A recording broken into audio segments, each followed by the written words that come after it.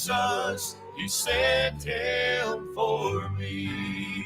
When he sent Jesus, God's only Son, oh, my God could do what no man had done. He knew what was needed to set my soul free.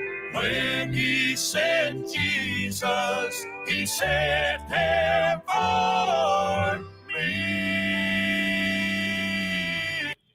Test one, test. Okay, sorry.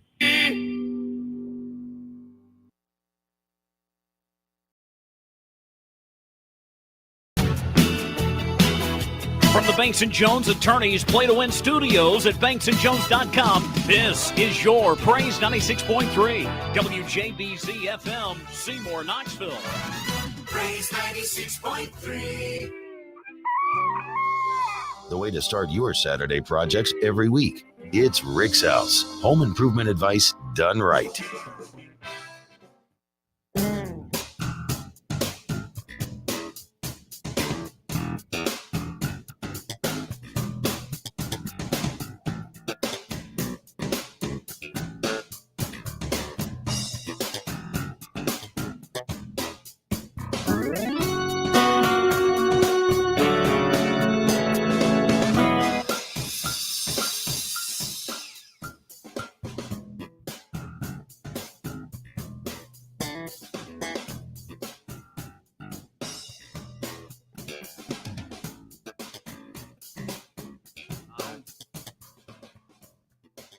Okay, they're not hearing me, so let's go either. Let's try it now and see how that works. Okay, there we go. Now we can hear it. Good deal. All right. Tried something new. It didn't work. So that's what we did. Hey, good morning to you. We're live in the Sanders Plumbing Company studios of Praise 96.3, your Praise 96.3. And our call-in numbers, I'd love to hear from you today, is 865-577-4885. Good morning, Brian. Good morning. He says, good morning, Vance. Brian does. So he's in the chat room with us this morning. And Ron Jones, good morning. Good to see you, brother. I'm excited about being here. We've got a lot to talk about today. I'm going to talk about several things today. We're going to talk a little more camping today, a little more living on the road today, a little more about boondocking and work camping and camp hosting. Brian had asked me about that. And so I want to jump into that. And then I think that'll throw us into John. Good morning. Good to see y'all. God did give us another day. Amen. I'm ready for it. And it looks like it's going to be a pretty decent day. We got a little rain off and on here, but we had some storms, didn't we, Vance? We had some storms. And so it's been good, though, because we've needed it, although there was a lot of flash flooding and some things like that. I couldn't believe all that water and all the flash flooding. Yeah, I don't know why it's that way, but it just, I guess when it hasn't rained in so long and the rain comes down so fast. Yeah, it doesn't have time to do that. So I said, good morning, Joshua. Absolutely. So yeah, it can happen quick. So glad to see you in there this morning. And everybody who is joining us on the program, we're going to continue to talk about lots of camping stuff today.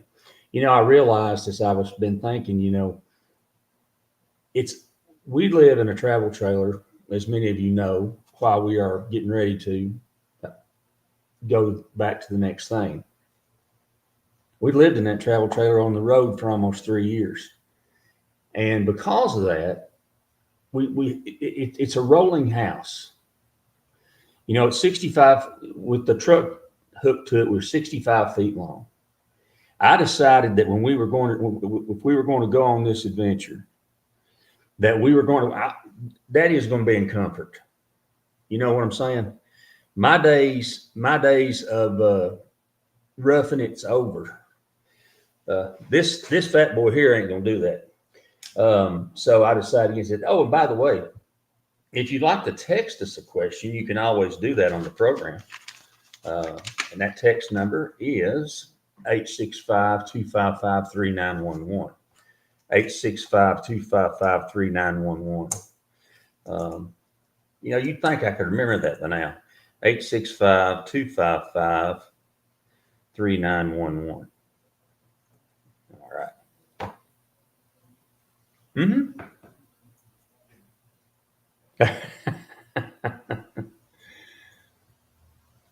Okay, John says that he's going to be living in an RV in the near future and hopefully start campground hosting.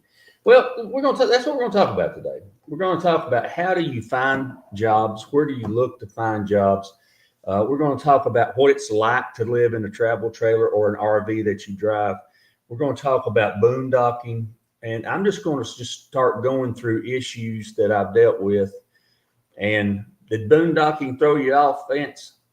Yeah, boondocking is when you're in a Walmart parking lot or a LBM land or somewhere like that, and you're pulling in and you're setting up and spending the night or a few days or whatever, depending on where you're at.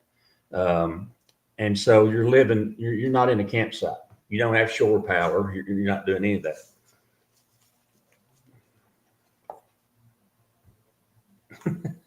Well, I guess it could be for some living out on the dock way out in the boonies. But like I said, it is. There's lots of things I learned. If I ever do it again, there are things that I would do a little differently. But for the most part, we did enough research to really get started and to have a pretty good feel for it when we started. The first thing I would recommend to anybody that's thinking about going on the road and living in a travel trailer or their RV, before you take the full bite and jump out there, what I would recommend is find a local Walmart or Cabela's is great. A local, if you're out west, then there's all kinds of Bureau of Land Management land that's free to camp on, all those kinds of things. And so what I would do is my recommendation would be to go somewhere close to your house. And while you're there, they can't hear you for some reason, Vance, when on Facebook. They tell me, I don't either. But, well, I don't know.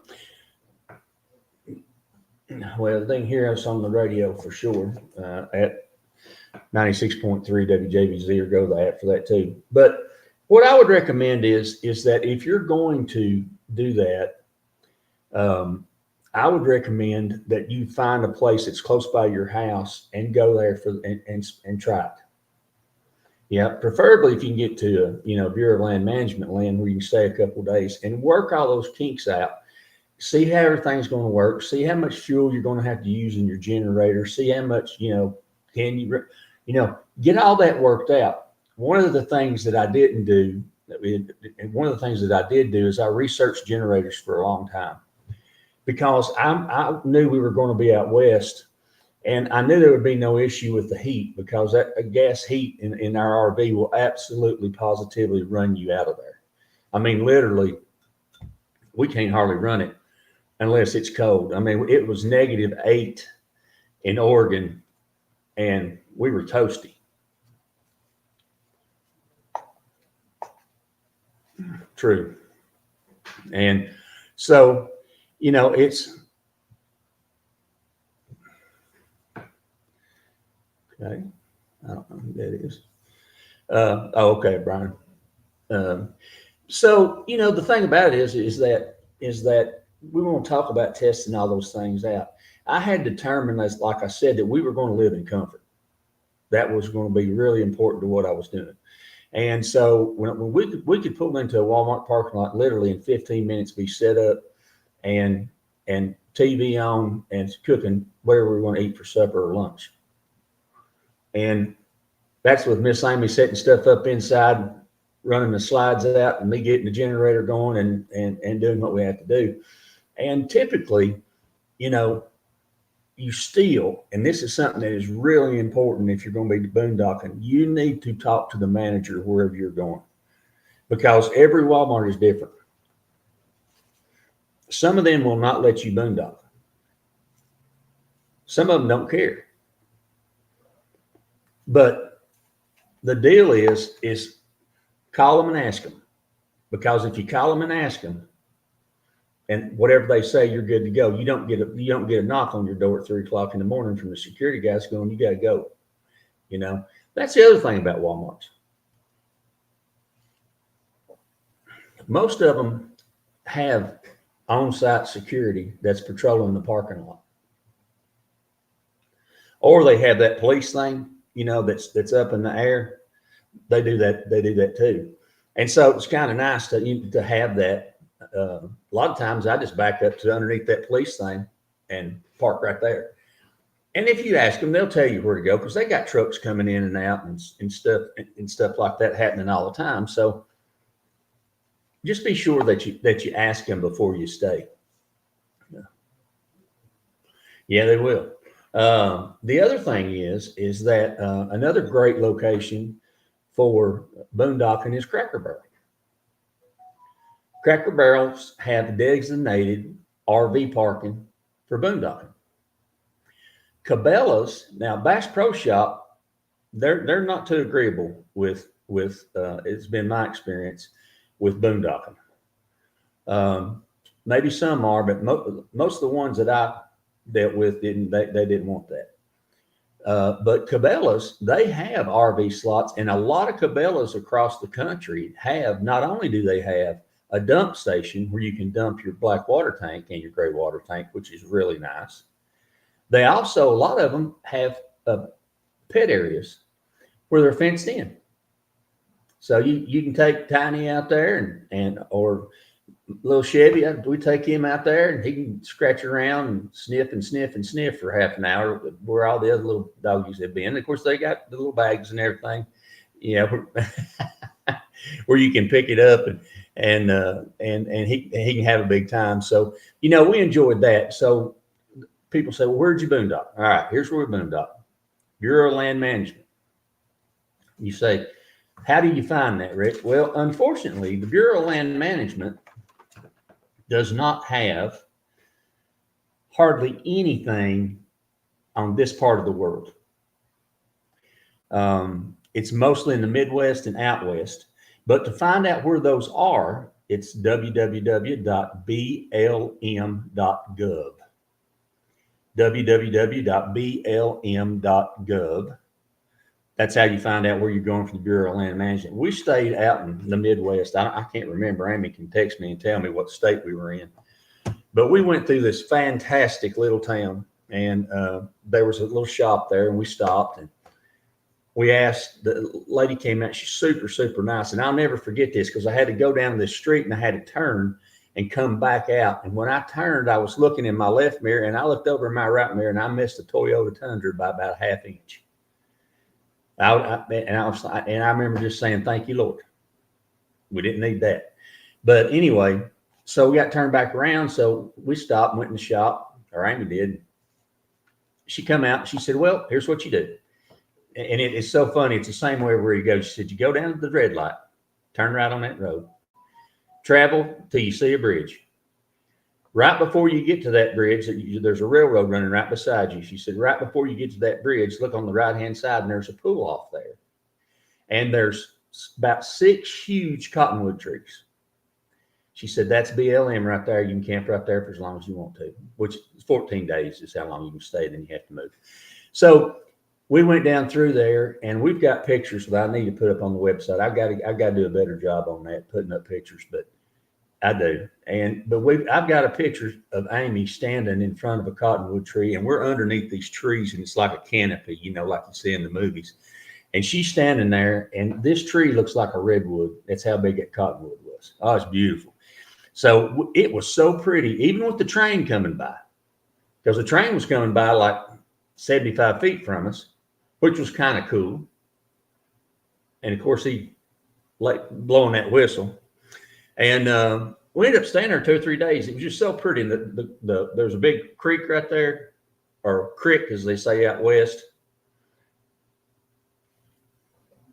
And we stayed there about 3 days and just had a great time, being on that. And there was nobody there but me and her. Nobody else.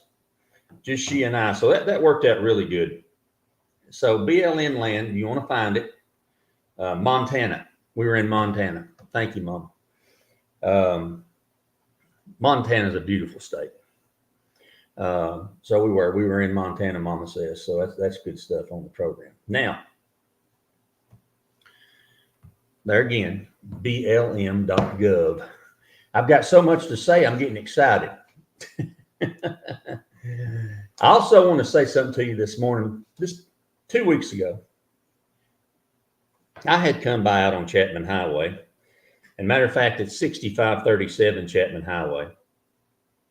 And Costa Oil is a 10-minute oil change place there. And Jesse is the manager. And this is a family-owned business here. And I tell you what's the truth. They are some of the nicest folks. We got our oil changed, and man, what a great job they did. It's Costa, Costa Oil. It's 10-minute oil change. They'll check your fluids. They'll check your tire pressure. Good people. I mean, just tickled to death. And I saw them this morning. I saw Jesse up there, so I stopped and said, hey. And they're going to be coming on the show here in a couple of weeks. We're going to talk a little bit about maintenance on your vehicle and that kind of stuff. But support your local businesses. And that's a local business doing a great job. Really nice facility. Everything's clean, good and clean. Had all the stuff, all the parts. Didn't have to wait on anything. Pulled me in, bam, got it done. Got us back on the road, put this in the system, gave us a little air freshener to put in the car. So be sure and check them out. That's Costa Oil. And it is at 6537 Chapman Highway. And what a great job that they do. So be sure and see them about that. People ask me all the time, they say, Rick, how do you find out how to work? What can I do on the road? We come back from this time out, hear from some of the folks that bring you this program in the Sanders Plumbing Company studios. We're going to give you some websites and give you some information that will help you to begin that process. And a couple of them are going to be surprising to you. We're going to continue our conversation about living on the road and what we have to deal with in an RV or a travel trailer. You're listening to Rick's House. It's Saturday morning. We're on Praise 96.3. We're glad to be here. We'll talk to you in a minute.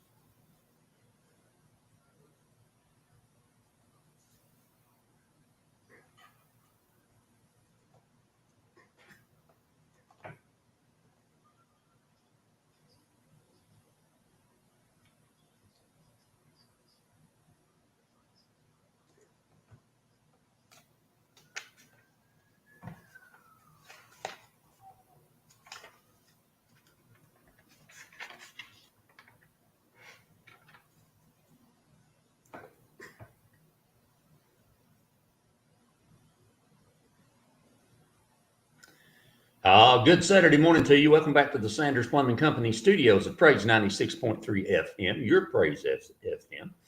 Rick's House, 8 to 10 on Saturday mornings. Kind of a special show today. Spending a little more time talking about living on the road, boondocking, how you find work, what you can do when you're out there. If you're thinking, I get so many people that say, man, you did what? You lived on the road for 2.5 years? Yeah, we did.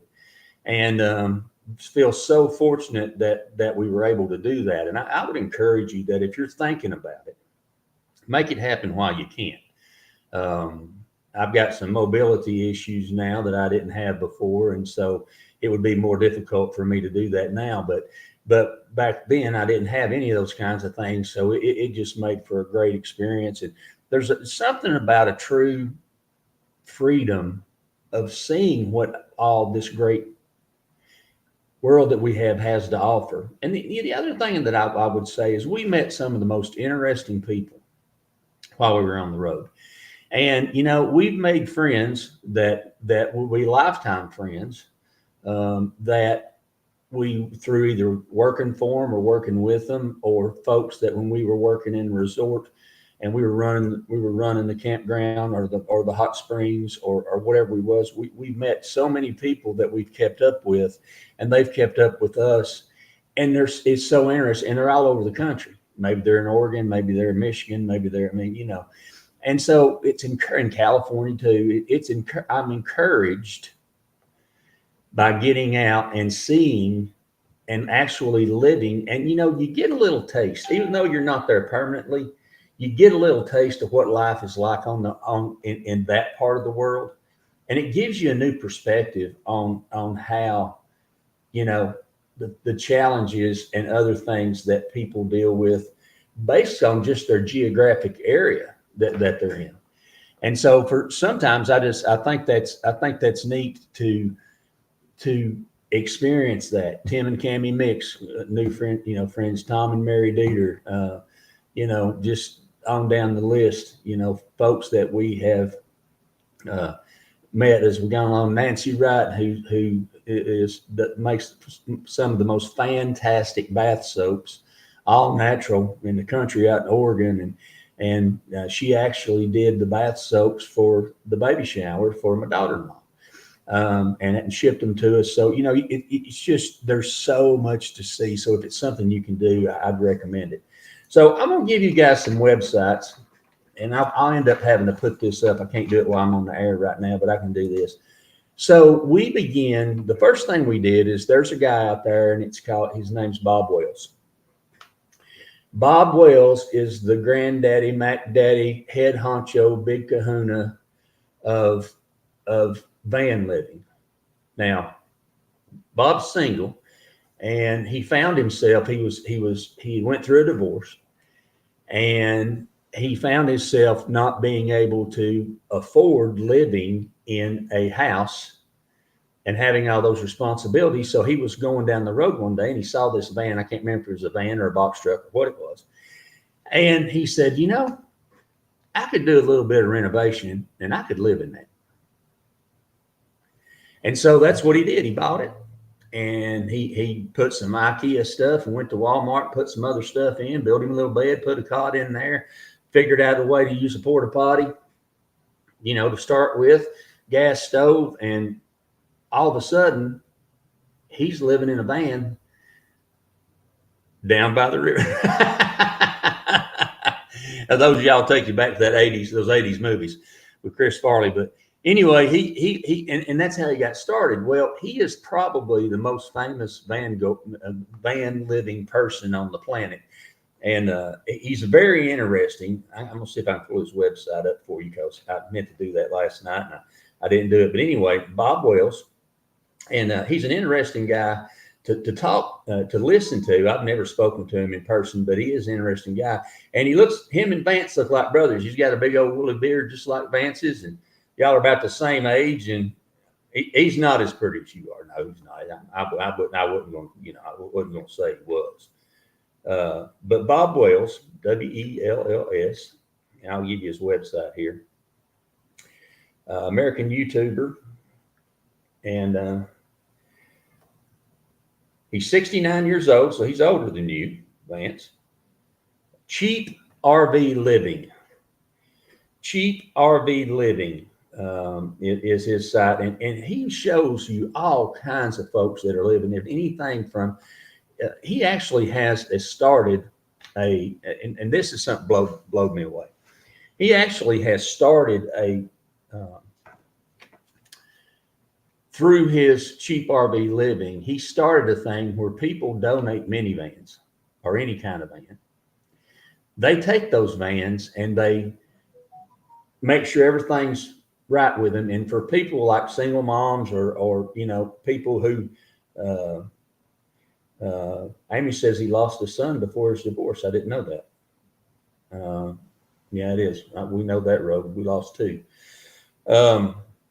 But he's so interesting because he takes these vans and then people will call and he will find out their stories, and then they just give them to him and then show them how to renovate them. So people are not on the street. So they're not living. There's Brian out in Lacey will tell you, he sends me pictures all the time when he's working security at night of the tent cities just on the sidewalks. I mean, it's unbelievable. It's sad. It really is sad. And so he's doing something about it, but he is a very interesting guy. And he is, like I said, they call him the grandfather of cheap RV living, as it's said. And it's a minimalist. Boy, that's a hard word to say. Minimalist lifestyle. But there's several things about him. There's a movie, and I'm looking for that movie right now that was based on, and he actually had a part. He actually had a part in it. But you know, he talks about if you're going to live on the road, you got to have a residence somewhere. In terms of whether you're getting a PO box or so through Good Sam's, for instance, we had we don't have it now because we don't need it. We had a physical street address in Florida where we received our mail. When they received our mail, they would send it to me in an email, show me what I had. Then you take and you check the ones that you want them to destroy, junk mail. And then you check do what? No, it's not. It's through Good Sam's. And then the things that you need that are important, you just check it and they'll ship it to you however you want it shipped to you. So you can then ship it to a UPS store where you are. Or if you're at a campground, they got a physical address. And most of them you can ship it there. So there's a way to get your mail and stay current. The other thing about it is he talks about this. If you're going to be on the road full time, there are advantages to and disadvantages to what state you call your home residence. Now, in order to call that state your home residence, you have to spend some time there. And depending on the state, it depends on how long you have to be there. But you got to think about state income tax, no state income tax. All those kinds of things are factored. And it depends on, and there's about 5 states that are the most preferential for you to do that. So I would encourage you to look that up. But there again, it's Bob Wells. And Amy, if you can find that movie for me, I'd appreciate it because I don't know why. Nomadland. That's it. The movie Nomadland, which came out in 2021, is a documentation of, they have this thing called the RTR. And this is where they meet out west, the different cities, but they meet out west for like 2 weeks. And they have a big festival where everybody comes that does this type of lifestyle, and everybody shows what they do. This person's making soap. This person's, making crafts. This person's doing this. This person's doing that. And so it's really interesting. It's called the RTR. But the movie, if you haven't seen it, is called Nomadland, Nomadland. So I found Bob Wells to be a really good source of, even though we were not going to live that minimal lifestyle like he lives, it's still, he's got great tips, and he previews products, tests solar generators, all that kind of stuff. Now he stays out west. He stays in the Midwest. There's a campground he stays out there, and it's in Arizona. And he stays there during part of the year when it's not so hot. You can live in that campground, and they provide you water. You have to deal with your own sewage. And don't know if it's electricity, maybe electricity. And it's like $180 for 6 months. 6 months. Yeah. So, yeah, Arizona's hot, but it's also dry. So that's a whole different beast. So these are things that you can find out by going to and watching. Actually, Nomadland came out in 2020, but Bob Wells is the guy. Now, the first thing that we did is I started watching him. I researched this for about 5 years before we did. The next thing that I did was figure out how we were going to supplement our income and how we were going to have money to live on while we were traveling. So the important thing is there are campgrounds that are open year round. There are campgrounds that are open seasonally.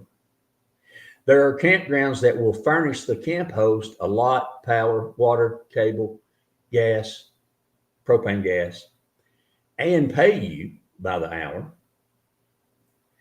And if you're a couple, they'll pay both of you to do it. And then there are some that will trade the lot only, but they're only asking you for about 20 hours a week. So depending on what your income level is and what you've got back, and if you're retired, not retired, and you say, well, gosh, Rick, what kind of things are you doing? When we come back from this next time out, we're going to talk about what are some of the things you do when you're camp hosting? How do you find camp hosting jobs? And I'm going to give you some more websites that will help you to get these posted to you daily so you can pick from them. And folks, there's a lot of work out there. You're listening to Rick's House. Our call-in number, 865-577-4885, 865-577-4885, or you can always text us on the Rick's House text line at 865-255-3911.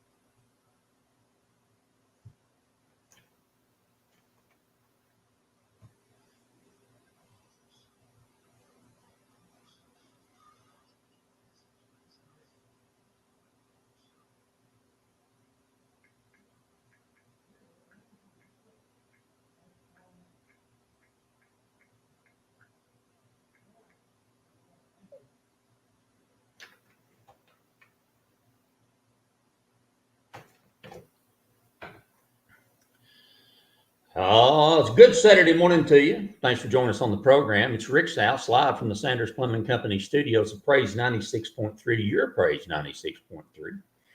And we're happy to have you. We were talking before the time out about how we found out, how we learned, how we prepared, and I was beginning to share that with you. We're also going to share some websites with you, so get a pad and pencil ready. Vance, who do we have on the phone? Brian? All right, let's go to Brian. Let's talk to him first. Brian, good morning, sir.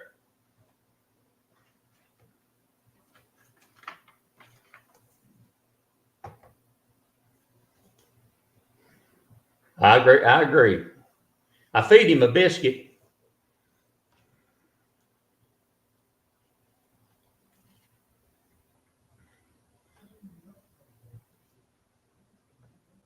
I do know that. He told me.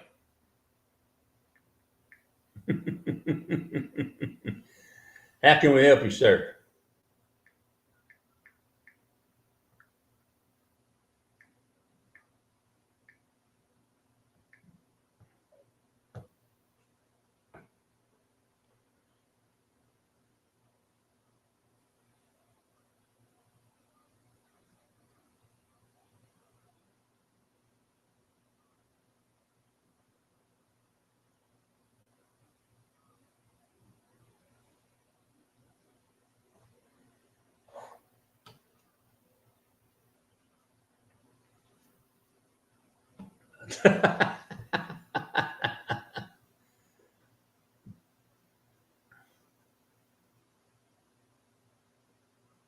Yep.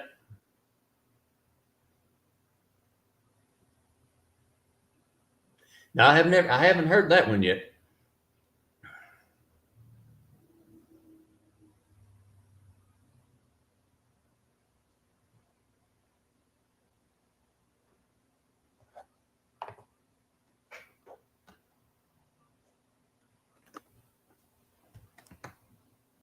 The police are going to be called if you don't leave. You know, some of these people will all of a sudden. I know I'm on a Christian show, but they like to do a little strip tease in front of the camera, thinking that well, if the cops show up and I'm doing this, maybe I'll get some help. So that being said, some of those things are not geared correctly for today's society.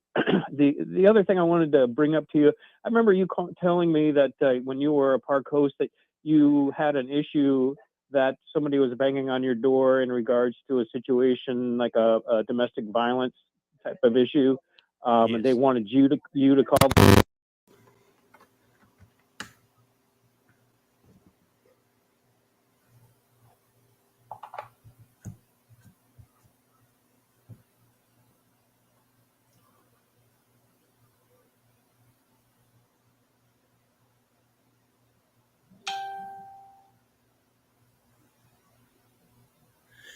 Well, that's a great question, Brian, and it's something that honestly we had.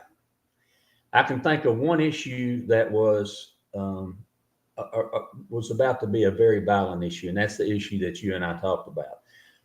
We were in the Hiawatha National Forest in the Upper Peninsula of Michigan. We were at a national forest. There were a bunch of people there. And with all those people there, they were some youngsters. And by youngsters, I mean in their early 20s that were getting rowdy. And they didn't realize that the person they were getting rowdy with was a former Army Ranger. And he got real unhappy really quickly about that foolishness. They scattered, and that's the situation we did that. So we had that instance. We also had an instance one time where somebody left during the middle of the night and hit my truck, which was not attached to our travel trailer, and scratched it pretty significantly. Didn't leave a note, didn't do anything, just merely kept on going. And so I ended up having to deal with that. For the most part, we were lucky, but we were pretty determined about where we picked and what campgrounds we went to.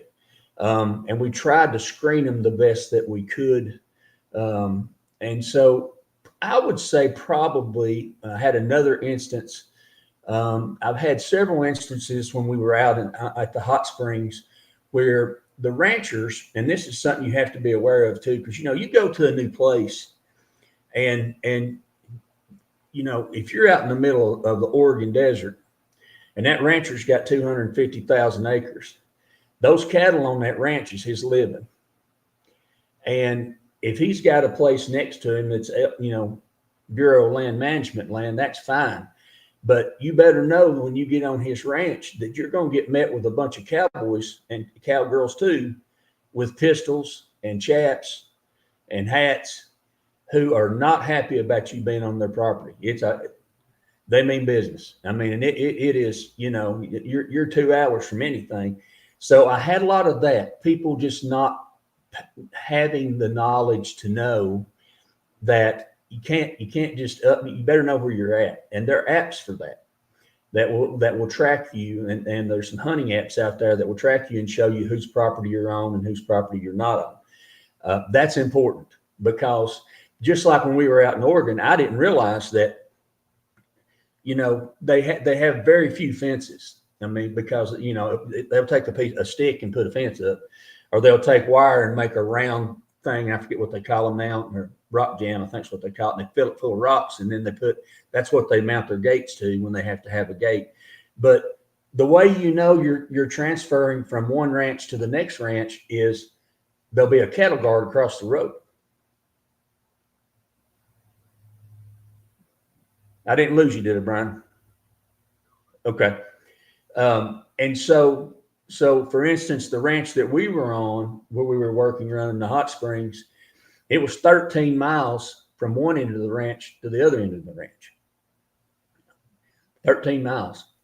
So yeah, little 250,000 acre spread.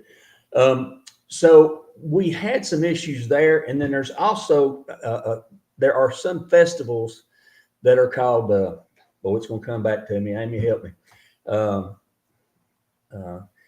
There are some festivals where anything goes, which is awful. And you want to avoid those places like the plague. And so, in certain parts,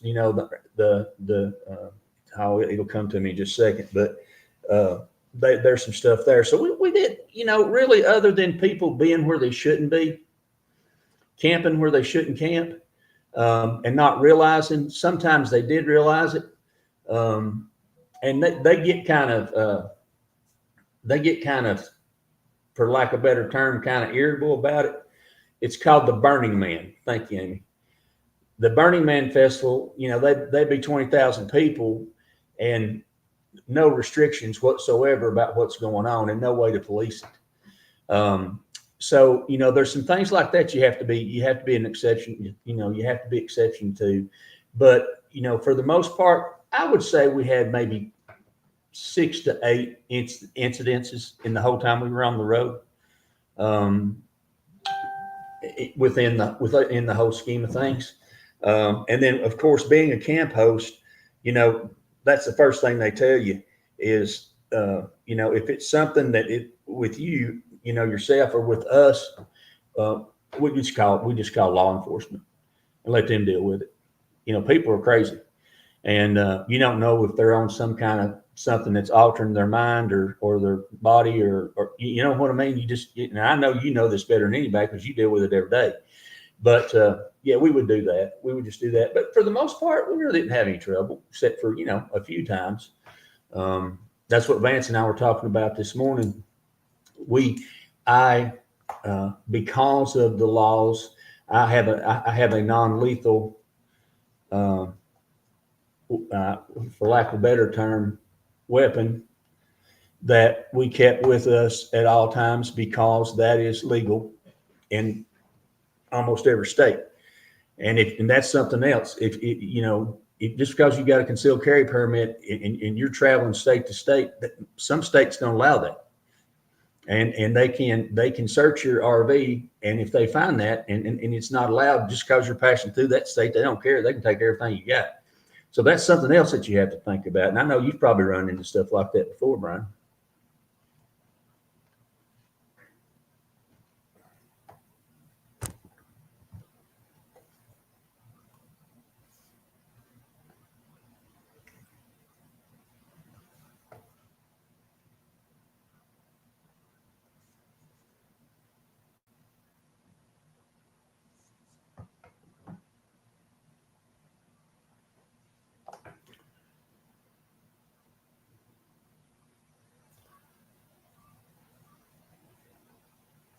We saw a lot of people of every ethnicity and every economic situation.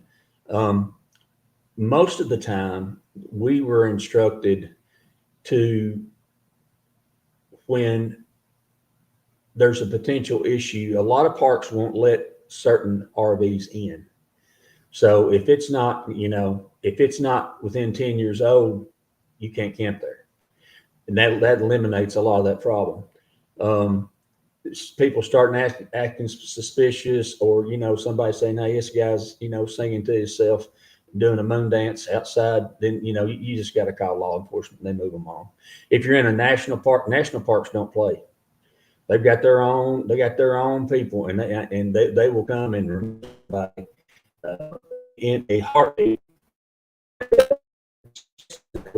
we talked to you about the loss down and talked to the guy, and then he wanted to talk to us because we were the camp host. And so we asked him what he looked like, and he said his first name. He goes, "Oh my goodness, that's my cousin." He said, "I just had to arrest him last week." so he went, So and he got everything calmed down, but yeah, you got to make sure your surroundings. I mean, we did not go into parks where it was iffy. We would preview the park. We'd think we knew where we were going, but we'd drive through, and if it didn't look right, we didn't stay. Also, through the Good Sam's network, and you'll hear me talk a lot about Good Sam's because Good Sam's, I've had several others, but Good Sam's has been a great asset for us who are on the road. And if it's recommended as a Good Sam's park, it's got to meet certain criteria, and they're not going to let that kind of stuff go on.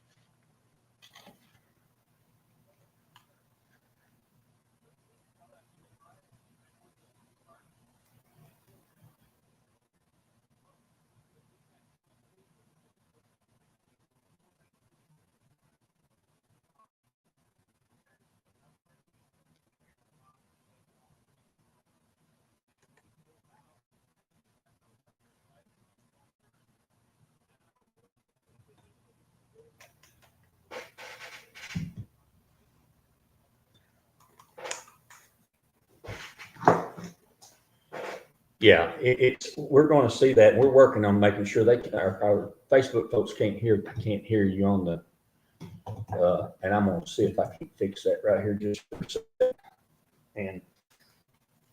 And we have some of that everywhere that you go. We didn't have much of that. I just didn't run into that much. Now, parks, they will make sure. Some RV parks will make sure that you have those things before they even let you in.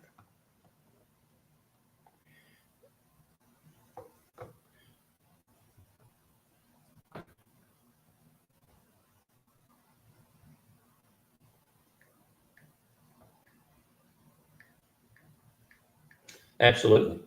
And that's the thing. And that's what we found. I mean, most of the RV parks that we stayed at, if anything was sketchy whatsoever about the RV park itself, what they would do is they would say, okay, we need your license, registration, insurance, all that stuff before you can stay. And if anything was out of line with that, then you don't get to stay. You never make it past the gate.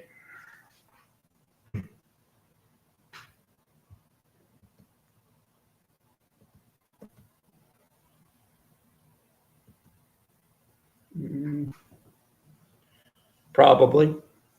Oh yeah. That you're talking about Philip. He's not a doctor. He's a massage therapist and works with chiropractors. Philip Hickey. Great guy.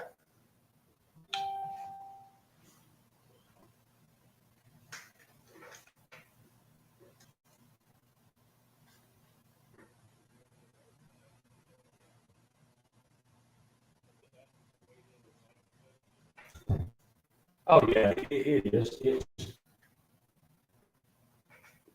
It is. You find some people that are great, and you find some people that ain't great. I mean, that's just. I mean, I hate to be that way or talk that way, but it's just true.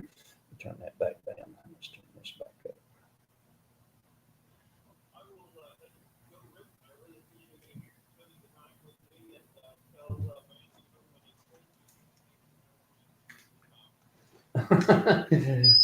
Well, we'll see about that. So I'll see what we can do with it, brother. All right, my pleasure. Thank you, Brian. Always good to hear you on the program. Yeah, Vance, thank you, brother. That's something we're gonna have to find out what we need to do about that, because they can't hear the callers on Facebook. Of course, you can when you're listening to us on the air. If you have a problem with that, we need to call who had a birthday. We need to call our friend Tim Berry. Had a birthday day before yesterday, I think. We need to call our friend Tim, get him in here, and let him tell me how to fix that, so we can do that. You can always go to the TuneIn app if you go to WJBZ, or you can go to Rick's House Radio and click on that, and you can pull your audio from there, even if you're on Facebook. And you should be able to hear everything through the station. It may be a little bit of delay with me, but you can do that as well. So we're going to take that next time out, and when we come back from that, we're going to continue the conversation. I am going to give you some of those websites.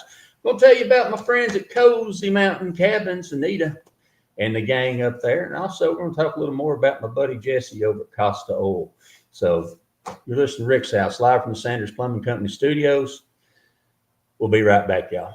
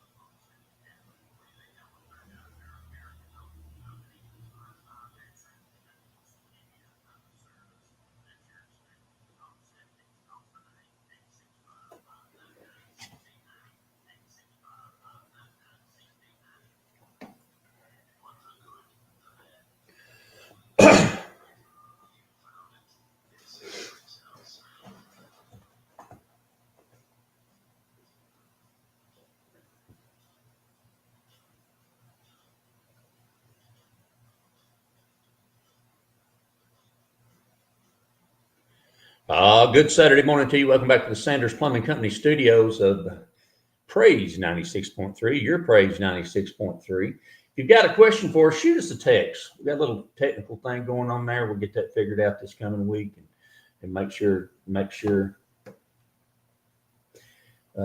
Yes, sir. Text number 865-255-3911. 865-255-3911. And they are telling me that the Listen Live app is not working on the station website. It is? Okay. Okay. So the streaming's down there as well. So I told you folks wrong. I apologize for that. I'm sure they're working on that, and we'll see what's going on with that. All righty. I want to tell you again about my friends over at Costa Oil, Jesse and the team over there. 6537 Chapman Highway. Run by there and get a great oil change. They're so affordable. Their pricing's great, and they're just nice as they can be. And they really are affordable, fast and efficient, and everything's great. And good folks. And listen, folks, when I recommend somebody, I really appreciate it if you just let them know you heard on Rick's House. That helps us. It helps them to let them know where they heard about it at. And like I said, we're not going to recommend you somebody that we know is not going to do you a good job. We're going to recommend good folks to you. So if you got a text question for me, text me 865-255-3911, and we will get to it. Now, also, I was telling you about Cozy Mountain Cabins. My buddy Anita, and we were going to try to sneak away and go to a cabin this weekend, but we just can't make it happen. We can't do it. But if you're looking for that cabin, that maybe you want to sleep 2 people, maybe you want to sleep 20. She's got that for you. You can find her online at CozyMountainCabins.com. That's Cozy with a C. Or just pick up the phone and call Anita directly, 865-660-0340. 865-660-0340. That's how you get to them. Tell them, oh yeah, she's got a cabin to sleep 20 people.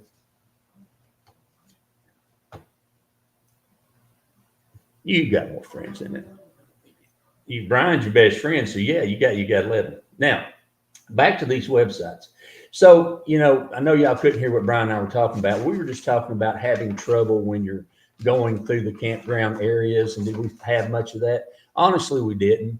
We probably had about 10 incidences in the whole time that we were out there, and it's. A lot of that has to do with the screening procedures. When the first time I heard, we got to see your insurance, we got to see your driver's license, is your registration current, your tag current, all those kinds of things. But I understand now, being a camp host, why they do that. They do that because, that eliminates a lot of trouble that potentially could come out there and create lots of issues. So, it's a good thing. It's for your protection as well. They're not trying to be sticklers, but they're just trying to make sure they don't have rowdy people in the park that are not going to obey the rules. So, all right, looking for jobs. First website, www.happyvagabonds.com.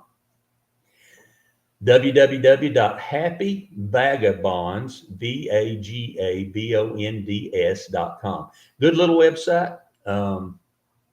happyvagabonds.com. That's us, me and Amy Vagabonds. Next website, and like I said, I'll put these up in a post. Try to do that today. Work camping. Now this is all one word, jobs.com. So it's WORKAMPING, no C in there. WORKAMPING jobs, JOBS.com. Workcampingjobs.com. And my favorite one, where I found some of the best jobs out there, you're never going to believe it, is on Indeed. Indeed. You can go set up, you can, yeah, Indeed, you can. www.indeed.com. These are just some of our favorites. We found some of the best jobs that we could find on the Indeed, and you just go in and so what you do is you put in where you're interested in working, and we would type in camp hosting or work camping. Now there's a difference between camp hosting and work camping. If you're camp hosting, then you are managing the campground. You're assisting customers to get, or guests to get to their campsite, helping them get back in, that kind of stuff. You're also making sure the campsite is prepared and ready, which means you picked up all the trash around it. If you've emptied the fire pits, you got to keep that fire pit ash down a certain level so that the fires, don't get too big. Typically, a lot of campgrounds, we would when we got done picking up everything, we just rake around the table and rake around so it looked fresh and clean. So just making sure, and then making sure that people didn't leave clotheslines or throw stuff over in the woods and that kind of stuff. Work camping is, and then typically you would not deal with, and you clean the bathrooms. You know, that's part of it. Cleaning the bathhouses. If they've got a store, you may be working in the store part-time, stopping and that kind of stuff. If you're work camping, you're typically going to somewhere and setting up camping and doing and working. For instance, and Brian, you're listening, this will be a great job. This is a perfect job for you. Down south and out west, Louisiana, in oil country, they will hire you to work the gate on these places, factories, places that are coming in and out 24 hours a day, or it's oil related. They have to have somebody working the gate for trucks coming in and out all during the night. So they'll set your camper up right there at the gate. And so I knew a husband and wife team, and he would work the night shift and she'd work the day shift. Now that's kind of hard. They were young, but they pay you really good. Plus they furnish your electricity and all that kind of stuff. So they would go and do that for a few months. Now there's a little license that you got to get to do that, but that's a work camping job. So that's another thing that you can do out there, working basically security, just making sure who's the person coming in is the person supposed to be there. So, and then there's maintenance jobs, you know, somebody who does ground maintenance. You know, we did weed eating and mowing it out in the national forest. You know, we did that. I mean, nothing too extreme. Dealing with the restrooms, you know, that's an issue. Pressure washing them if they're making sure cobwebs are off of them, spider webs are off of that outbuildings, that kind of stuff. So there's lots of opportunities out there. Indeed's a great one for that. And there again, all the different types of this type of working, where it's staying for lot and all your utilities, or staying for that and getting paid. It just depends on what your responsibilities are and how you're doing that. Sometimes some campgrounds are large enough, they just have somebody that works in the store. You don't do anything else. You know, just work in the store. Or maybe you're maintaining the pool and, you know, cleaning the hot springs. I mean, there's all kinds of things. Or doing housekeeping in the cabins. I mean, it's all that kind of stuff. We're going to take the top of the hour time out right here. When we come back from that, we're going to continue our conversation. I'm going to talk a little bit about national park hosting. And then I also want to tell you about some of the things I wish I had done and some of the products that I did find that made this process a lot easier for us. Always, you can text us at 865-255-3911. And we can get that on where everybody can hear as the streaming's down for for that other reason. So we'll do that. You're listening to Rick's House, live from the Sanders Plumbing Company studios at Praise 96.3. We're talking all about traveling on the road and trying to help you point in the right direction so you too can live that dream. We'll be right back, y'all.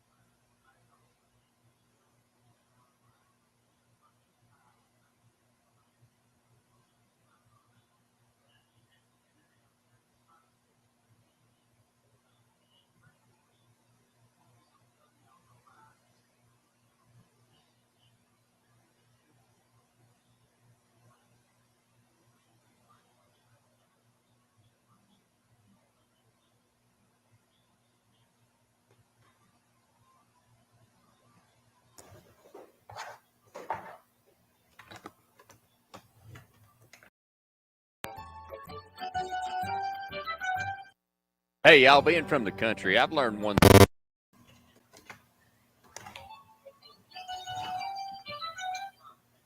y'all, being from the country, I've learned one.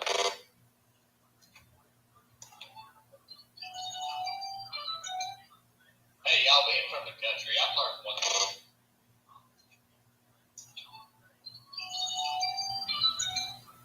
Hey, y'all, being from the country, I've learned one.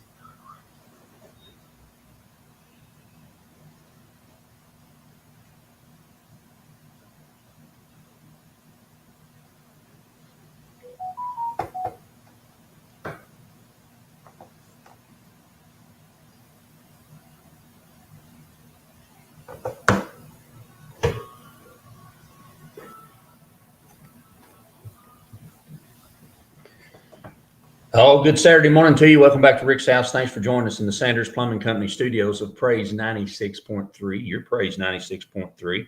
Appreciate you guys joining us on the program. I don't know what's going on, but we're having some technical issues today for some reason. Could be the weather. I don't know if that's what's causing it or not. So we'll see. Could be the operator. Absolutely. You can't never tell about that feller. I don't know what he's doing. He don't know. Well, there we are.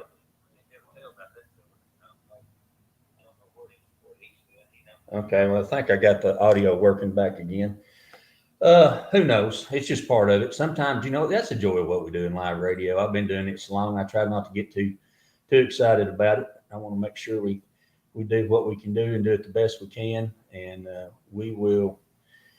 It could be something as simple as a cord that's not working properly. I mean, you just don't know. I try to keep a couple of cords with me, but who's to say? So who knows? So, needless to say, I think we got it running now, so we can go back to what we were talking about.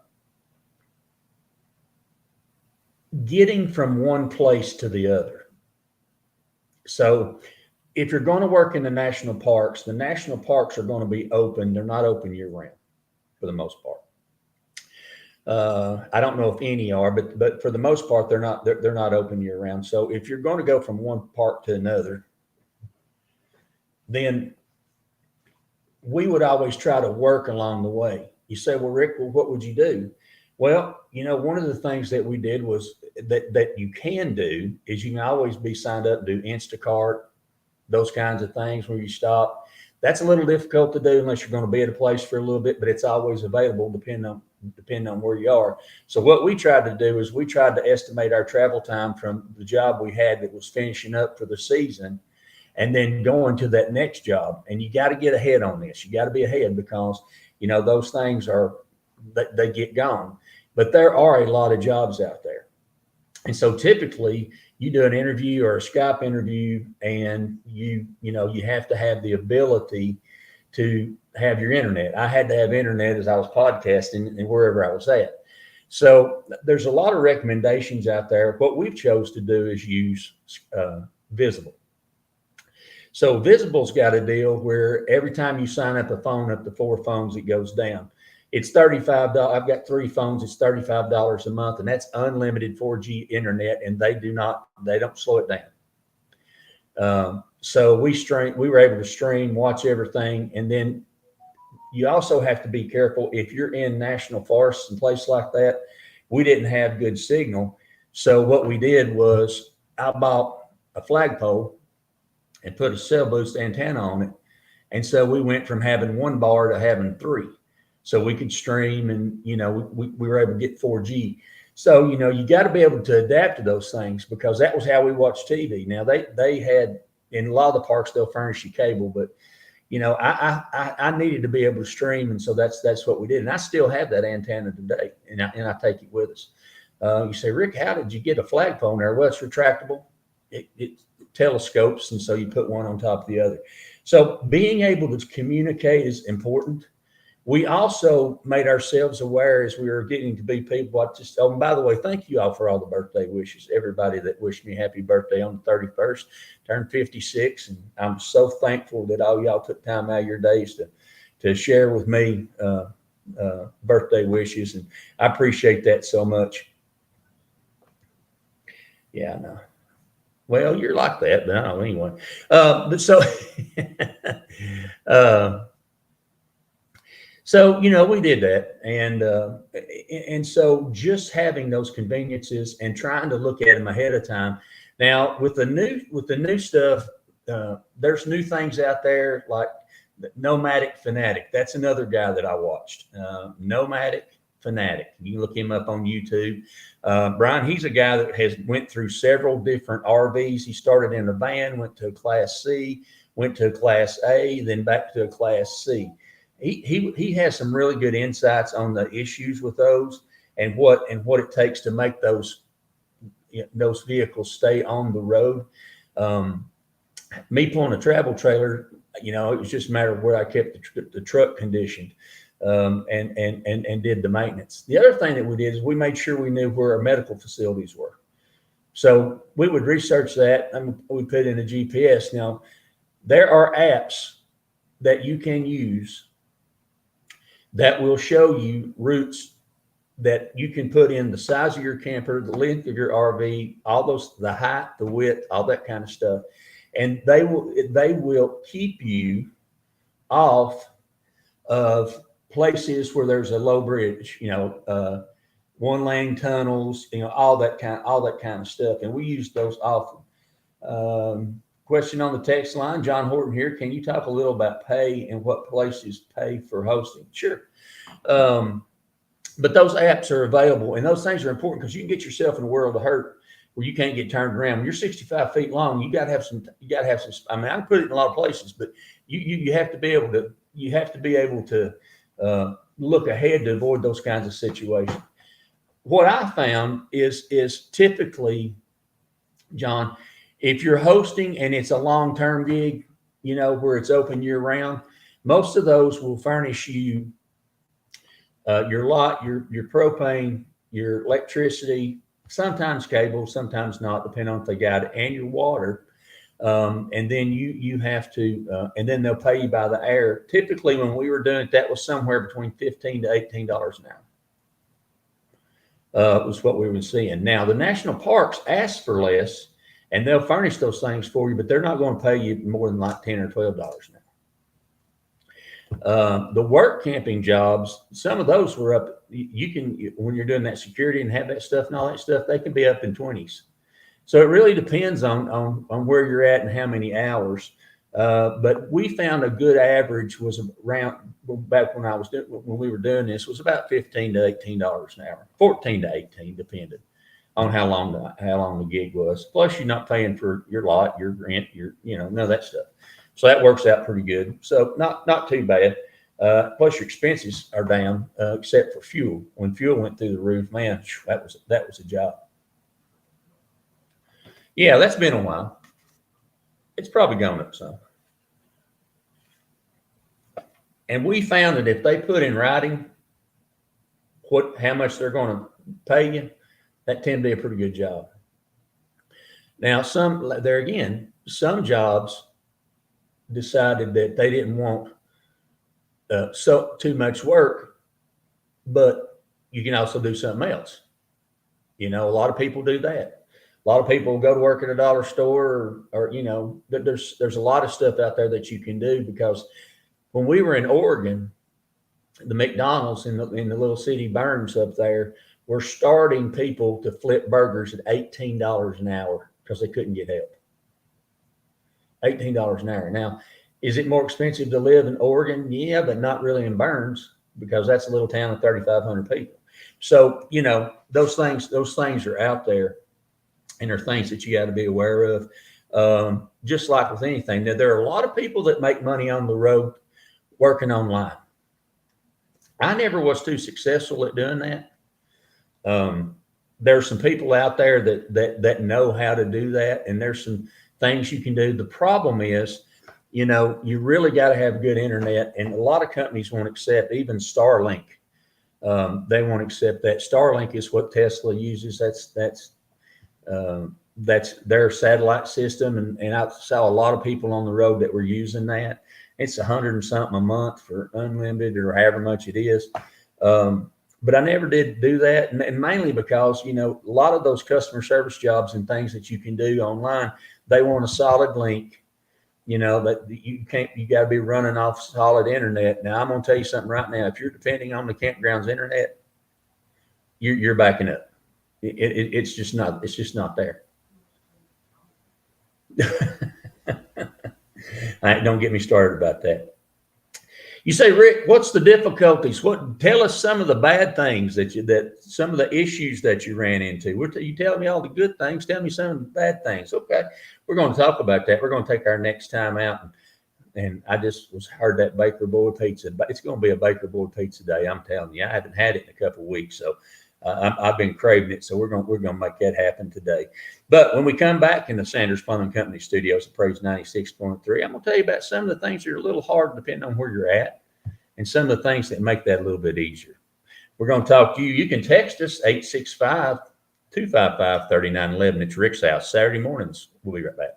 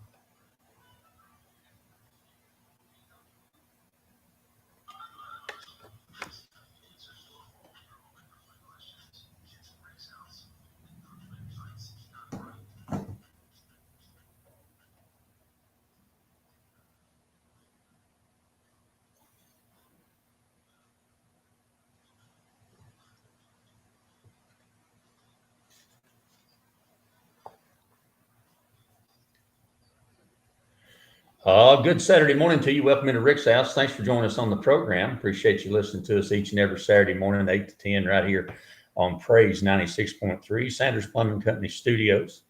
So we're happy that you're with us, and appreciate all that you do and join us on the program. I believe that we are got a bad cord issue. So we will fix that, and we'll get with Mr.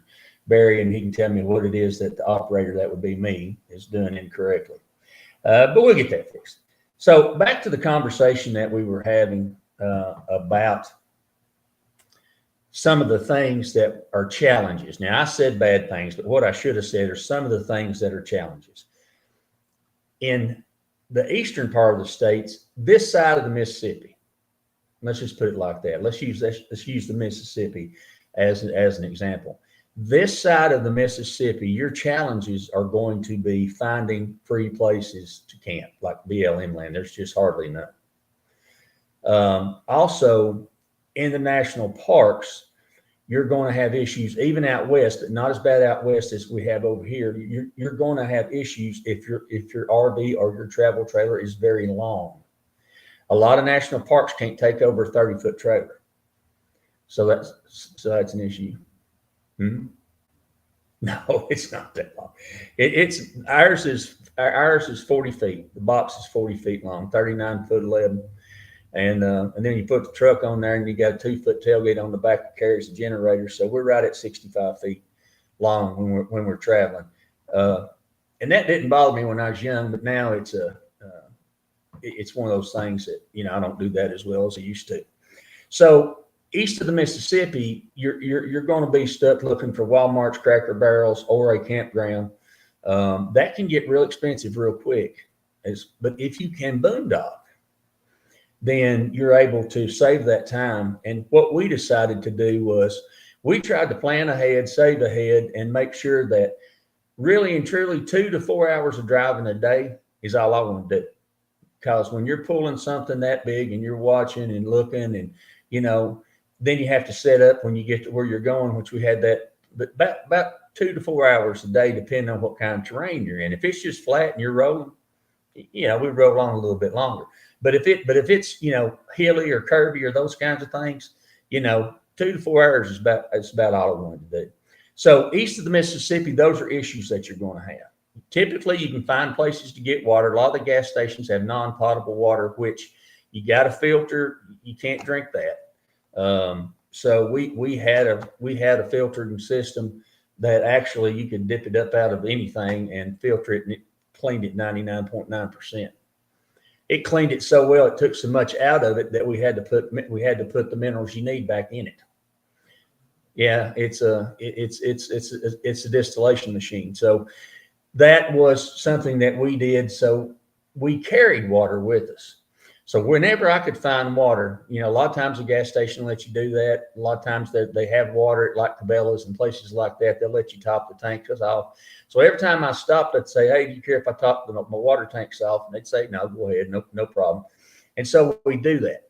But if you're using that water and then we also kept water that was purified in the trailer for cooking and so forth. But if you're washing your hands in it and that kind of stuff, we didn't have a problem with that, although we did still filter it. And I carried collapsible water tanks that would fold down, and then I could fold them up and fill them. I liked that I could fold them down and store them, but I didn't like them when they were full, because as it sloshes around, that thing's moving all over the place. That's just a huge issue. Now, traveling out west, you can find BLM land everywhere. But doing a little investigation and making sure it's got a good enough road to get in and out of, that kind of stuff, what's it close to. The biggest issues that we had out west is finding water. Water is a huge issue out west. And so a lot of places, it was very difficult to find water and to store water. So you had to be really careful about that. Now, Camping World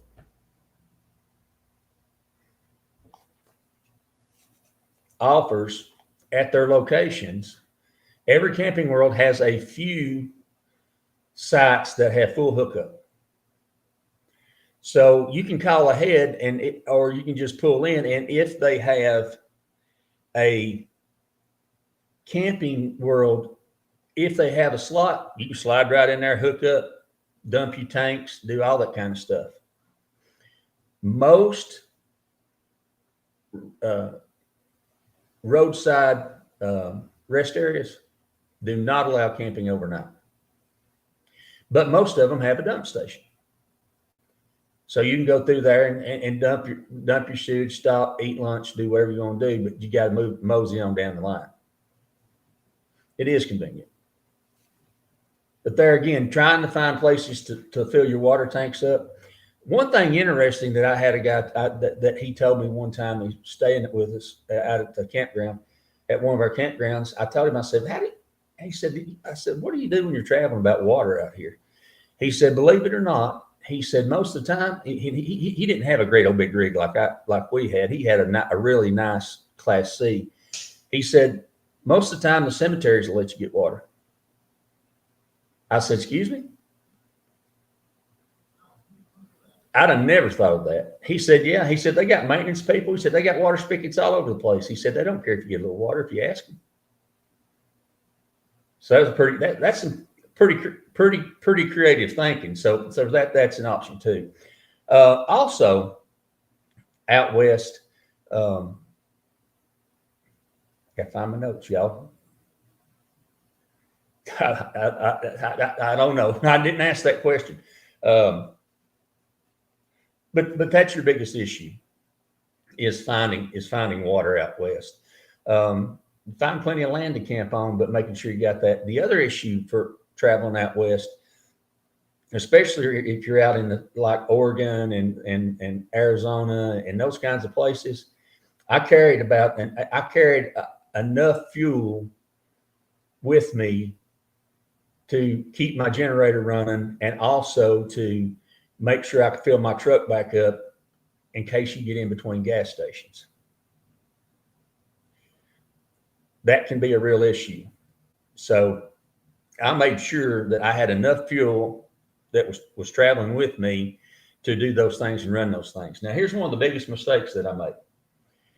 We purchased and Northern is not a sponsor of this program, but I looked at all the generators out there, and for the money for us, I bought a 3500 generator from Northern here in town, and it's called a Power Horse.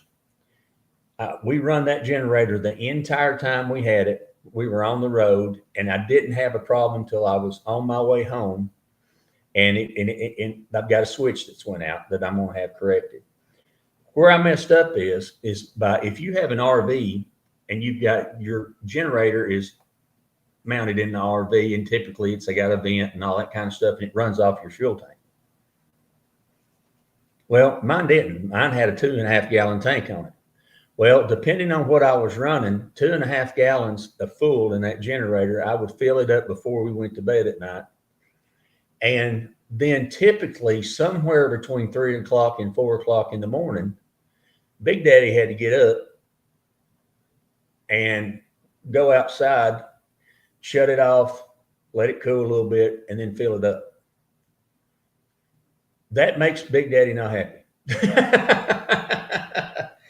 So, that was something. Now, they make external tanks that you can add to that will continuously feed.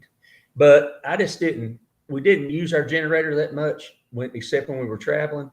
So I just didn't want to spend the money for it, just to tell you the truth, because we were on a budget. If I had to do it again, I would do that. Also, you want to make sure that you've got locking caps on everything you got, because people will steal your gas in a heartbeat.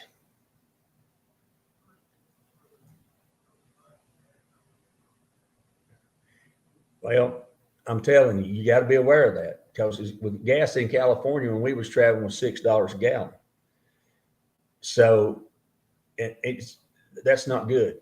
The other thing that we did when we were traveling, and we're not the masters of this, I'm just telling you things that I learned along the way. I kept from Harbor Freight Tools, I have an electric impact wrench. I have a compressor stored under my trailer with the hose and everything on it. I have an inverter that I can plug to my battery and plug that compressor in, plug anything else in.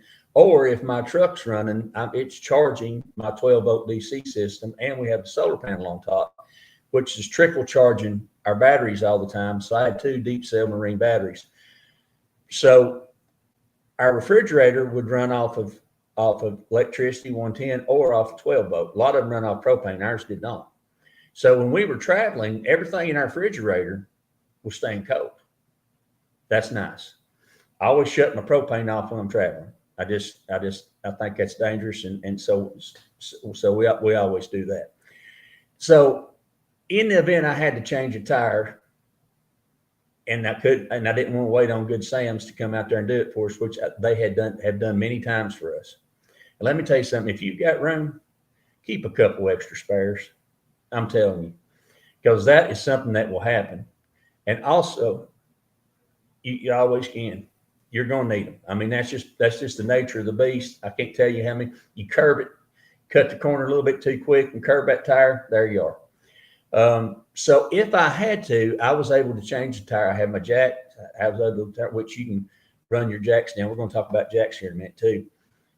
And I could change the tire if need be, so that we could get on down the road. We called Good Sam's a lot, and they were always there and always done a good job for us, and we keep them till today. So I highly recommend that. We're going to take the next time out. So just a few tools that you want to keep on board, some things you want to keep on board. I always want to make sure that you have those things with you. I'm going to talk about the jacks, your trailer jacks, and what they're really used for, unless you've got a self-leveling system. And we're going to talk about other things like cooking in an RV stove, in the oven. I want to talk to you about that, some things we learned. You're listening to Rick's House. It's on the road travel tips today. Praise 96.3. Hang on, y'all.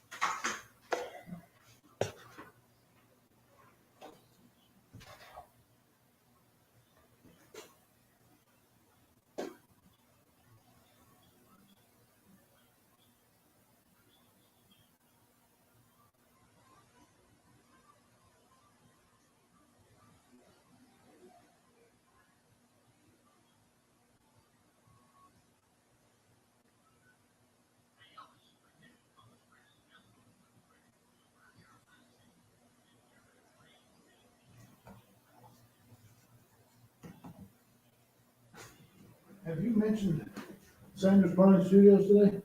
Yeah. Oh, okay. I didn't just then, but I have. Okay.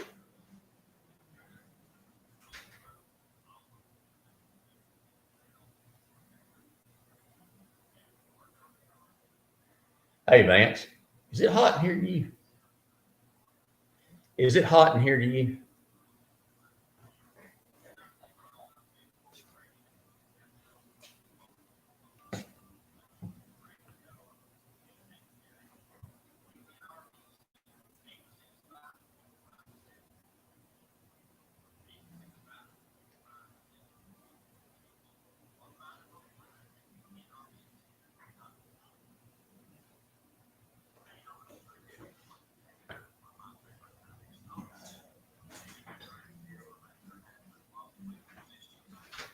Oh, don't take that away from you, brother. No, I'm good.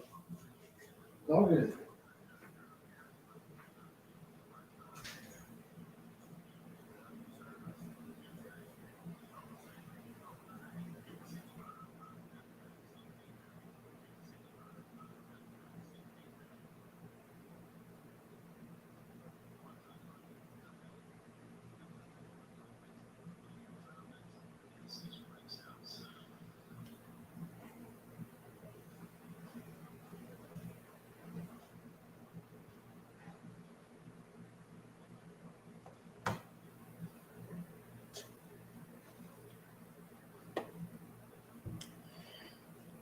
Good morning. Welcome back to Rick's House, live from the Sanders Plumbing Company studios of WJBZ. Praise 96.3, your Praise 96.3. Thanks for joining us on the program. John sent me a text and said that the Hammer, Hammer app, is a good app that they use for trucker GPS, which, you know, and that's important. You know, I've seen a lot of accidents that are caused by just not knowing. And the other thing you have to be careful of when you're on the road, and the truckers will tell you this too, is you got to be careful about railroad crossings. You can get hung up on a railroad crossing in a heartbeat. If it's elevated and then goes back down, you can get in a bad shape there all of a sudden. So that's another thing that you have to be concerned about. We've been talking about the good and the bad and the ugly of traveling across the country. And, you know, for the most part, we really enjoyed it. And, you know, we had a great time doing it. It's a great experience for us, and we're so thankful that we got to do that. But I'm going to tell you some more things that you need to know. When I purchased my travel trailer, it comes with stabilizer jacks. Now, your stabilizer jacks are not meant to jack up your trailer.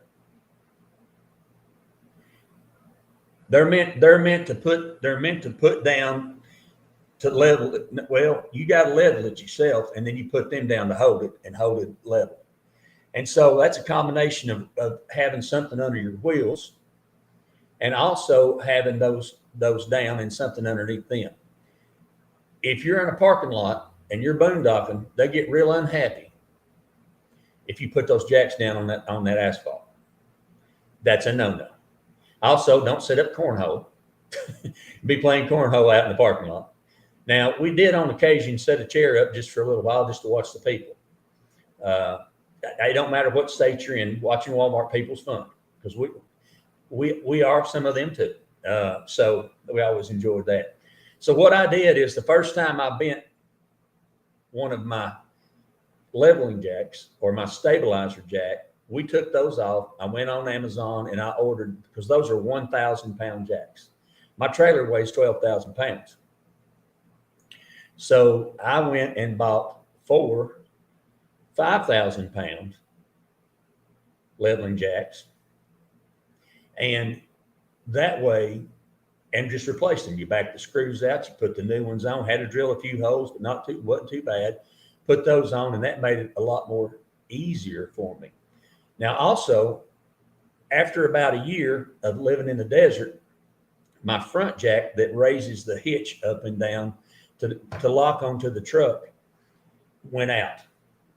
So I increased it from a 1,500 pound jack to a 3,500 pound electric jack. Electric jack's better. Push a button, watch it work. And so we utilize that.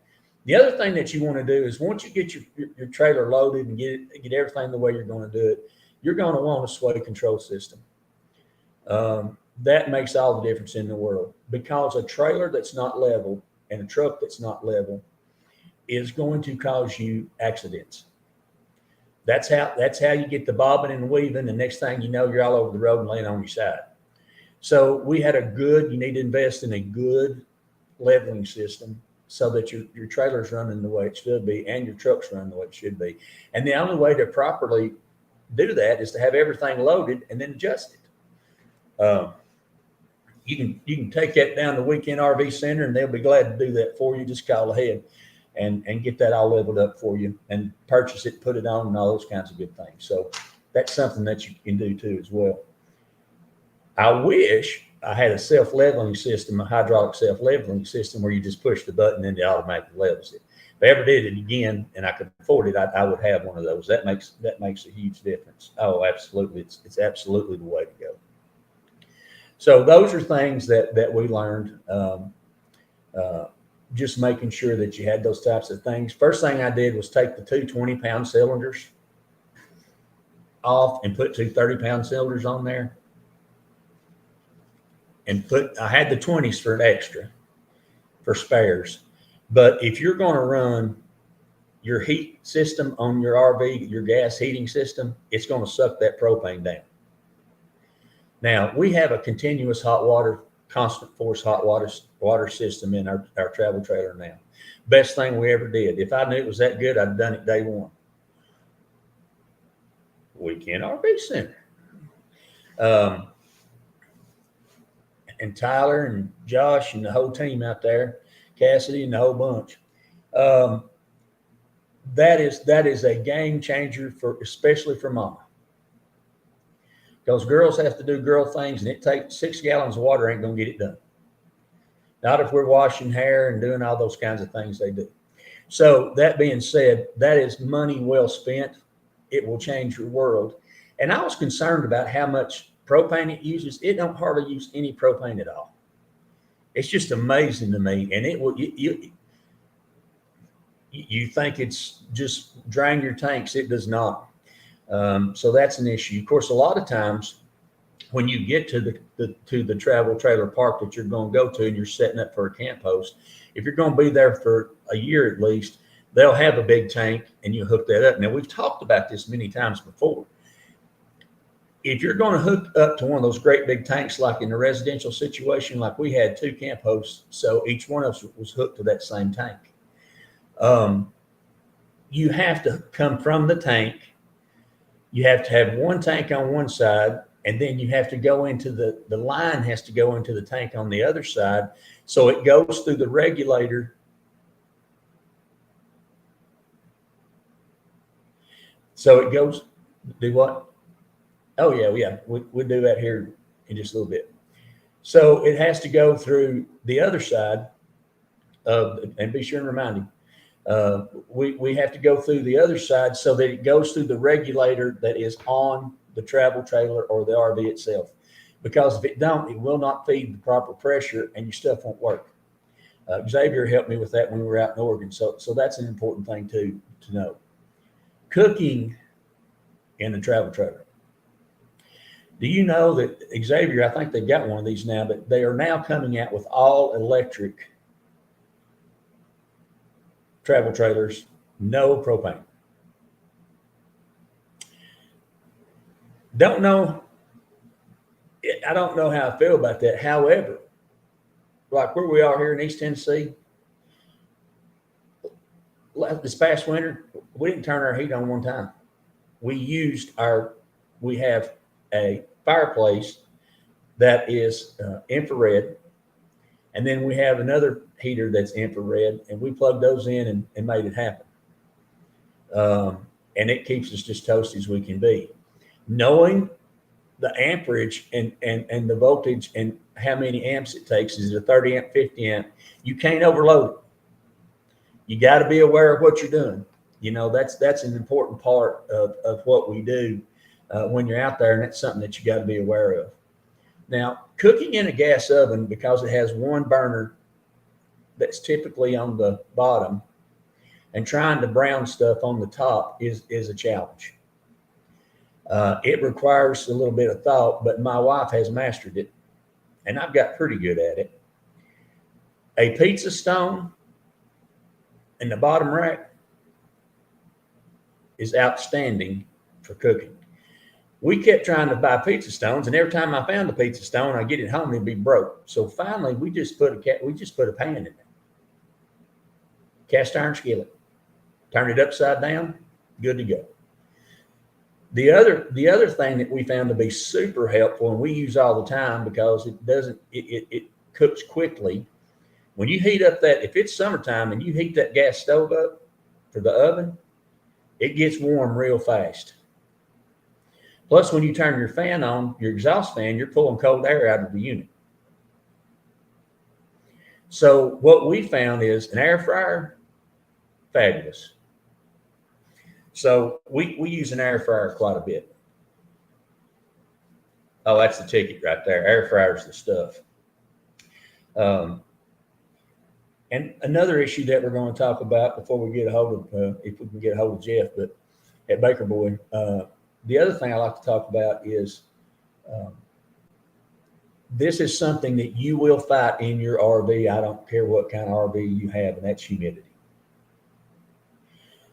Humidity is something that's a constant battle, and we're going to talk about some of the things that we do that you can do, some home DIY stuff, as well as some products that you can purchase, and a dehumidifier really is a must in a travel trailer this time of year. You're listening to Rick's House live in the Sanders Plumbing Company studios, Praise 96.3. We'll be right back, youngins, to finish it up. Hang on.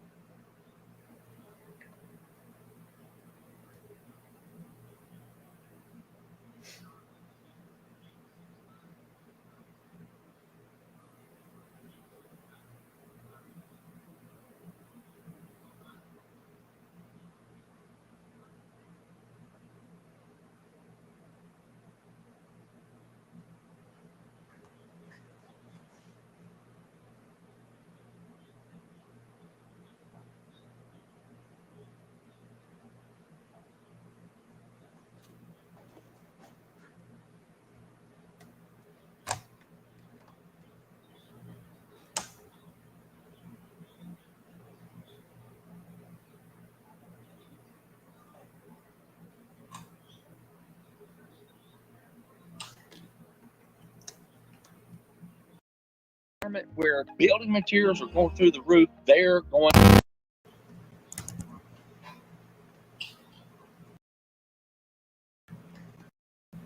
Where building materials are going through the roof, they're going.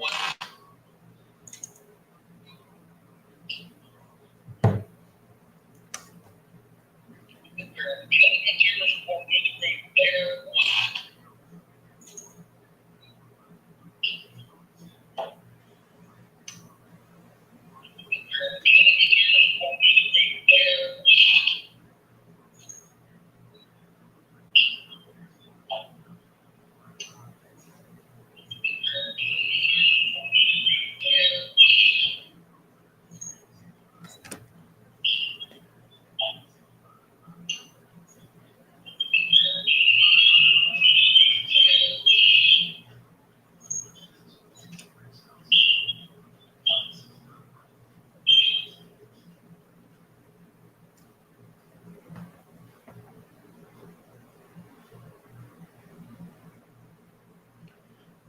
Good Saturday morning to you. Welcome back to the program. Thanks for joining us. We appreciate you joining us live in the Sanders Plumbing Company studios of Rick's House.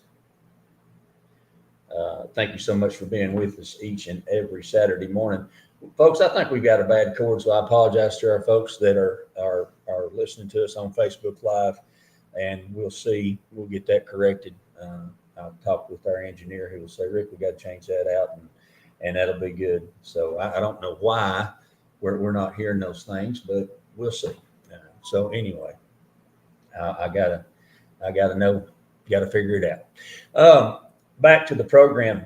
Let me tell you one more time about our friends at Costa Oil. What a great job Costa Oil does.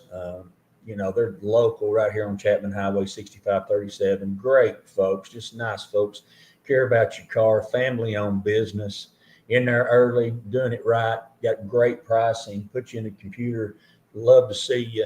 If you go by today and see them. And they're one of the few that I've been to that just really care and are do a great job. We were just after that oil change that we had with them. The Prius was getting 45 miles to the gallon. Got my oil changed. They got everything topped off and ready to roll. Now I'm getting 55 miles to the gallon. So that's the importance of maintenance on that vehicle, and it's also the maintenance on your vehicle, whatever that is you're driving every day. So you want to make sure and do that and get that done. So we recommend them Costa Oil. Tell them Rick's House sent you.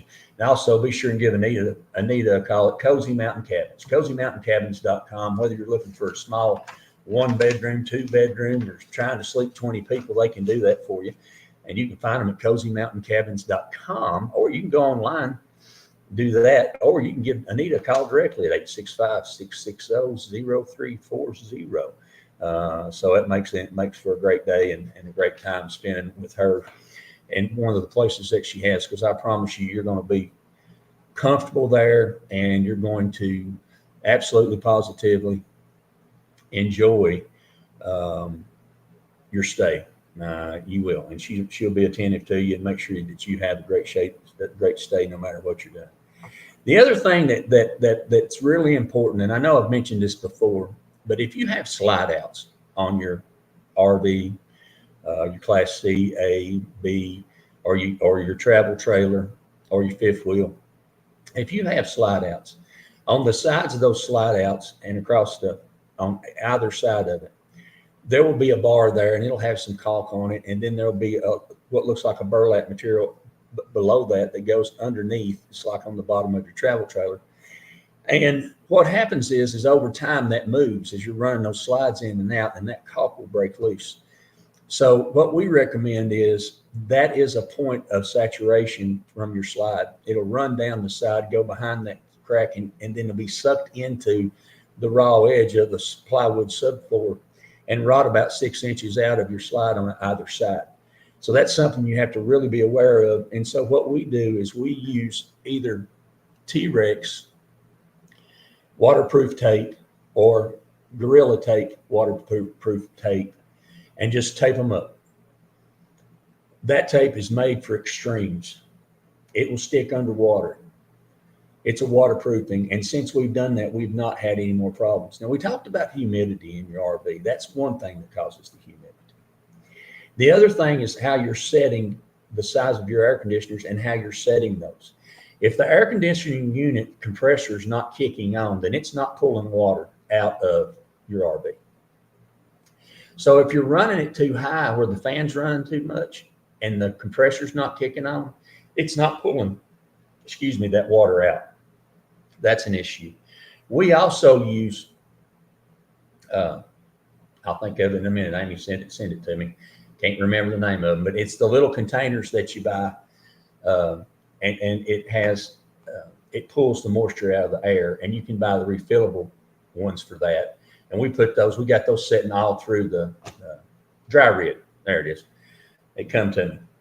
Damp rid, that's what it is, damp rid. You're right, damp rid, Vance. I'm sorry. Yeah, you should be. So we use those too, and that helps. Now, one of the things we found out by accident is we had left some charcoal outside, and it was underneath the travel trailer, but the wind was blowing and the rain was blowing and the bag got wet, and the charcoal didn't get super wet, but the bag was coming apart. So we had one of those metal, like a laundry basket like thing, old timey, it's galvanized, So we dumped that charcoal into that, and it was going to rain again. So we just set it in the house, in the kitchen. And it's the funniest thing. We set that in the kitchen, and I mean, tell you what, 2 or 3 days later, we went to take it out, and it was full of water. That charcoal will pull it out of there. It does. It does that. So humidity, always an issue that you're dealing with. I know most folks recommend a dehumidifier, and I think that's a great thing too. There again, making sure that you're not overloading your electrical system when you are doing that. The other thing is I saw something about where people were asking about being able to dump a black tank, and sometimes that's difficult. Sometimes you're not in the right place where you can do that. I have a macerator pump on our travel trailer A macerator pump is actually basically a blender. And I'm gonna leave it at that. But what it does is it grinds the solids in the black tank, and then you can push it through a garden hose into the sewer, not the city sewer. You can't. I'm not saying do that. I'm just saying you can pull it to wherever you're supposed to dump at, and that makes it really easy. And it runs off a 12-volt system. Been a great thing. There's also a product called the Water Bandit. And so many times in campgrounds where they do have water, they'll put these specific faucets. They're frost-proof faucets, but they have a special adapter on them, and you can't hook a hose to them. Well, the Water Bandit has an end on it. You can look this up. Camco makes it, CAMCO, and you can look this up. But it has an adapter on the end of it. That's a garden hose adapter, so you can screw your garden hose right into that. The other end is a rubber piece that will fit over top of about any other outlet. So it makes for a fantastic way if there's an odd outlet, like you're going to get non-potable water and you don't have something you can screw your hose into, you can actually do that, and it will eliminate the issue and seal it up if it's an odd fitting, if you're at a gas station or wherever you may be. So those are important things that we found. Be sure when you visit with the sponsors, we've got guests coming up in the next few weeks I'm excited about. Got some new folks coming on the program that we're excited about. We'll be telling you about later as part of the Rick's House team. And again, if you don't mind, be sure and tell them when you go to do business with them that you heard about them on Rick's House, and share that with them. That helps us to stay on there. And so we appreciate that. Now, stay tuned. William the Encourager's here. He's coming in, and he's going to give you some great words of encouragement. And I always enjoy listening to William. I'm sure he'll have a great guest today. And then be sure and go by and see him at Baker Board Pizza, because that's where I'm getting ready to head. And I'm going to get me some pizza because I haven't had it in a few weeks. And while Vance might even want to get some wings, I don't know. It's hard to tell. So we'll do that. Thank you so much for enjoying being with us. Weekend RV Center, fantastic folks. So just make sure you spend time with them. And we appreciate what they're doing. They've got some new products down there that you want to see. Vance, how much time we got, sir? We're about done it. All right, we got 1 minute left. Listen, grab those babies, hug them, love them, kiss them. You'll be glad that you did. Folks, you never know. I can tell you from experience, you'll never know. Sometimes we can be here one day and gone tomorrow. So make sure that you spend some time with your family. Thank a veteran, and stay tuned for William the Encourager. God bless you. I'll see you next week right here on Rick's House.